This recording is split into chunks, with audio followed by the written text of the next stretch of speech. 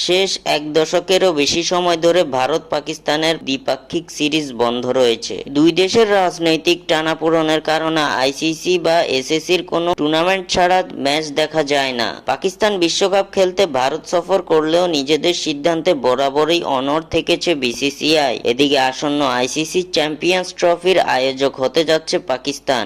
2025 সালে একমাত্র mega event নিয়ে প্রস্তুতি শুরু করেছে আইসিসি। এদিকে এই মেগা ইভেন্টকে সামনে রেখে এবার প্রস্তুতি নিতে শুরু করেছে চ্যাম্পিয়ন্স ট্রফির আয়োজক পাকিস্তান। ভারত পাকিস্তানের লড়াই সহ দেশগুলোকে দুই গ্রুপে বিভক্ত করেছে পাকিস্তান ক্রিকেট বোর্ড। এছাড়া চ্যাম্পিয়ন্স ট্রফির জন্য 3টি ভেন্যু প্রস্তুত করেছে পিসিবি। এ নিয়ে আইসিসির কাছে একটি প্রস্তাবও পাঠিয়েছে পাকিস্তান ক্রিকেট বোর্ড পিসিবি। এত সব কিছুর মাঝে এবার আবারও বেঁকে বসেছে ভারত। এশিয়া কাপের মতো এবারও তাদের দাবি পাকিস্তানের চ্যাম্পিয়ন্স ট্রফি খেলতে যাবে না তারা।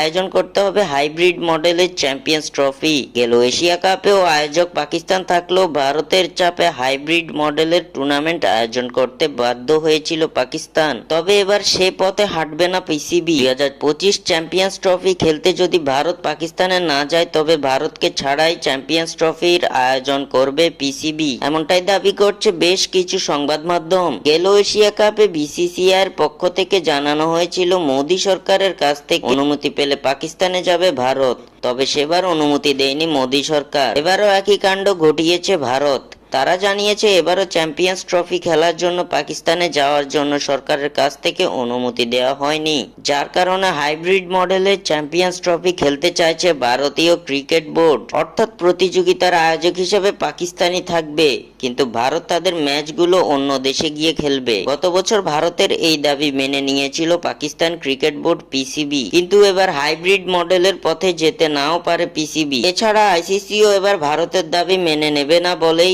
কোথাও বলা হচ্ছে। সে কারণে গুঞ্জন উঠেছে ভারত যদি পাকিস্তানে খেলতে না যায় তাহলে রোহিত কোহলিদের বাদ দিয়েই চ্যাম্পিয়ন্স ট্রফি মাঠে গড়াবে। ভারতের বদলে তখন খেলার সুযোগ পেতে পারে শ্রীলঙ্কা।